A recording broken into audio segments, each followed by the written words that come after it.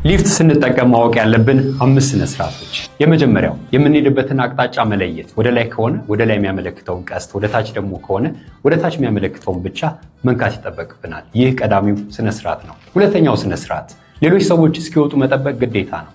ያንን ደግሞ ለማድረግ ግራ ወይም ደግሞ ቀኝ ሆነን መጠበቅ ይገባናል። ፊት ለፊት ከሆነን ሌሎች ሰዎች ለመውጣት ስለሚቸገሩ ልንጋጭም ለአደጋ ልንጋለጥም እንችላለን። ሁለተኛው ስነ ስርዓት ይሄ ነው። ሶስተኛው ስነ ስርዓት ቅድሚያ መስጠት ያለብን ሰዎች አሉ።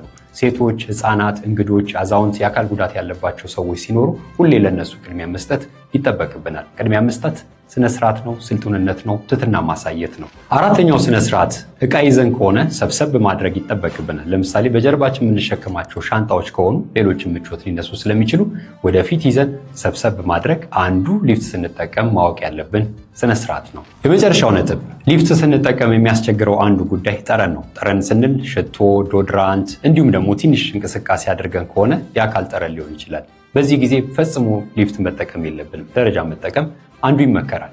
በነገራችን ላይ ብዙ ሊፍቶች ላይ ስንገባ መስታወት ተገጥሞላቸው እንመለከታለን። ለምን የሆነ ይመስላችኋል? ቀደም ሲል የነበሩት ሊፍቶች ወይም አሳንሰሮች ፍጥነታቸው እንደ ዛሬዎቹ ባለመሆኑ ሰዎች እዛው ሲቆዩ ጭንቀት ወይም ደግሞ ሀሳብ እንዳይገባቸው ሀሳባቸውን የምንይዝበት አንድ ነገር መፍጠር አለብን አሉ።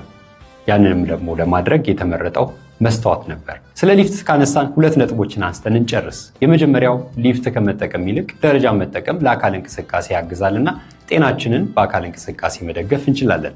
ሌላኛው ነጥብ ደግሞ ሊፍት ውስጥ በጣም የምንፈልገውን ሰው ካገኘን እንዴት አድርገን ራሳችንን ማስተዋወቅ አለብን የሚለው ሁሌ የሚነሳ ጥሩ ምሳሌ ነው። በተለያዩ ስብሰባዎች፣ በማህበራዊ ግንኙነት፣ በቢዝነስ እንዲሁም ደግሞ በስራ ኢንተርቪው ስለ ራሳችሁ ግለጹ ስንባል የምንገልጽበት አጭር አረፍተ ነገር ሊኖረን ይገባል። ምክንያቱም ሊፍት ላይ የምንቆየው አጭር ጊዜ ስለሆነ።